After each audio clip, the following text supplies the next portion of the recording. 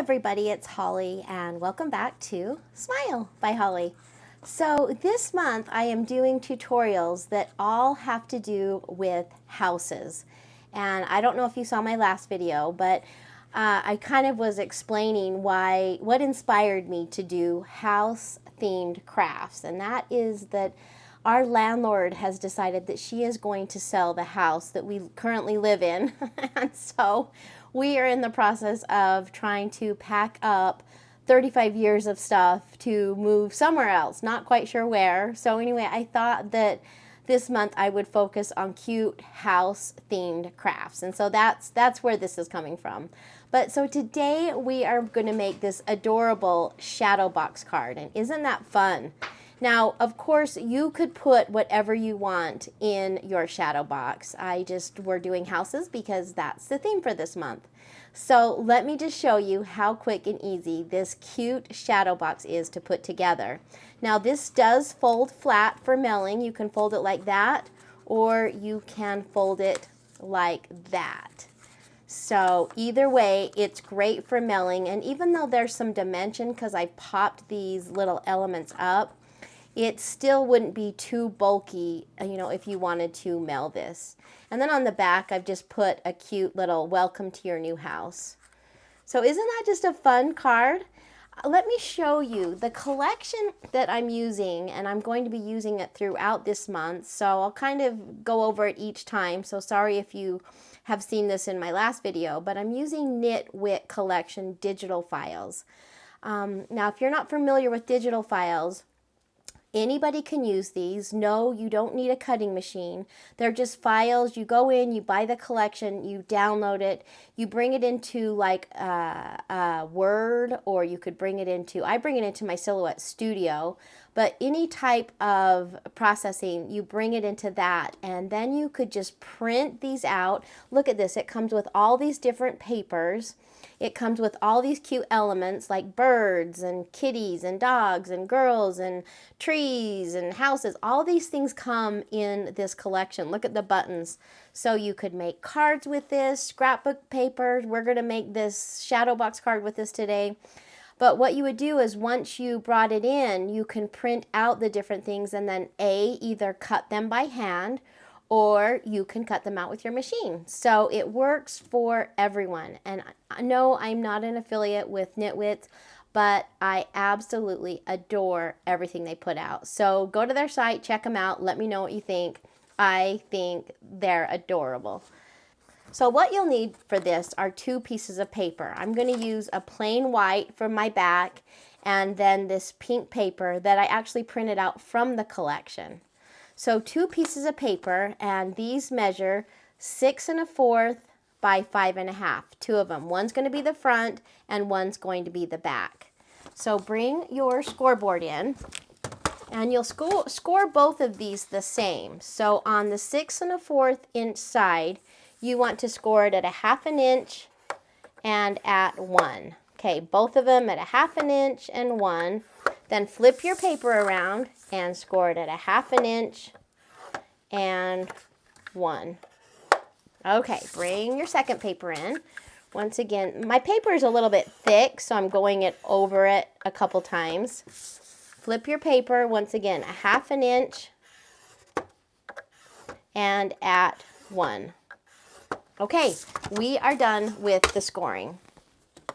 Now, before I go any further, I'm going to fold and burnish this, just so you can kind of get an idea of how this folds into our little shadow box card.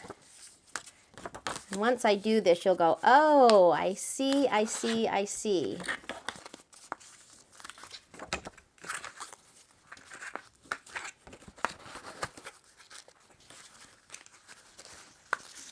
Okay, so this part will lay on top of this part, and that is going to make your cute shadow box. Isn't that fun? Now, I have always been a fan of shadow boxes. I think it goes back to when I was in 3rd grade. We had to do like a shadow box diorama, and I made like a zoo.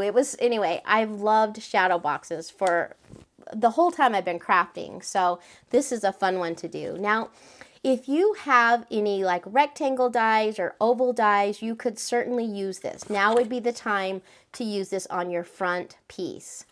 I like to show ways that you can do it without dies or cutting machines for those of you that don't have them. So I have figured that I want my rectangle right here to be about 4 by 3, and I'm just I just pulled that out of the air, but you, like I say, this could be oval, this could be just a square, whatever you want.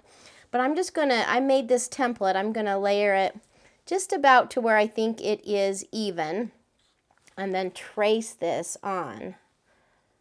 Okay, just tracing this on. And once again, I made my rectangle 4 by 3. Then I'm going to bring in just my cutting mat, and we are going to do this the old-fashioned way and just use a metal ruler and cut this. Like I say, I like to show you, no, you don't need to have dies to make all these things.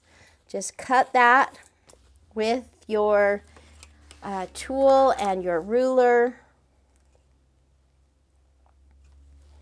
Don't get me wrong, I do like to use my dies, I do like to use my cutting machine, but I think it's just so good to show you different ways if you don't have them. So that's why I am just doing it this way. Plus it's quick and easy and fast. Sometimes it takes longer to pull my die cutting machine out. Do you know what I mean? Okay, so just cutting this. And this should just pop out now. Let's see if I did it right. Yep, popped it out good. Okay, so set that aside. And here is the front of our frame. Once again, that's going to go on top of that, and that's going to go on top of that. And there's our cute little shadow box. So let me show you. This was one of the papers that came with that Knitwit collection. And this is the scene. It's already made. So I thought that was fun. I just shrunk it down to the size of the card. And let me add some glue here. So what are you guys working on? I love to hear what you're working on. Have you made a shadow box card before? Okay, I'm just going to center that in there. I cut it down so it was pretty much exact. There we go. And then for my house. Now this is my house and my little fence. I cut my house out just with my scissors, but my fence I did use my cutting machine because those little pieces would have been, for me anyway, difficult to cut. It would have taken me too long, so I used my cutting machine. But this house, I've just cut out 2 and I've layered them on top of each other, and then I've added some more pop-up dots. I thought we would make this house like 3D, so it kind of popped. So I'm just going to put my top on and see if that works. Yeah, that looks good. So I'll push my house down. Now before I add my fence on, I think I will glue these 2 together, just kind of showing you how fast and easy it is to make this. So I'm going to add some glue to these little tabs. Once again, this does lay flat for mailing, which makes it ideal if you like to send your cards out. Even though there's a lot of fun dimension in this, and it is popped out, it still does lay pretty flat, you know, other than you may pay a little bit more just because of the dimension. It's a little bit thicker, if you can see that, but it's pretty flat. And like I say, you wouldn't need to pop your stuff up if you were trying to get it just in a standard envelope. But look how cute already. So I've taken my fence and I've added some pop-up dots.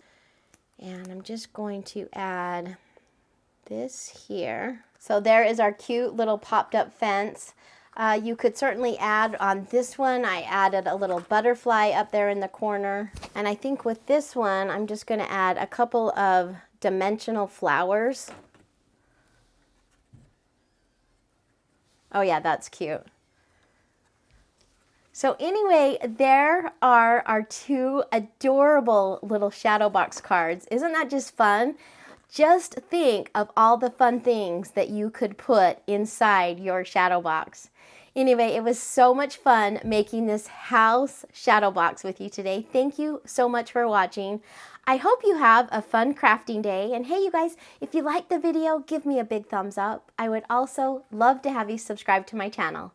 So go have a fun day crafting, and I'll see you guys on the next video. Goodbye, everybody.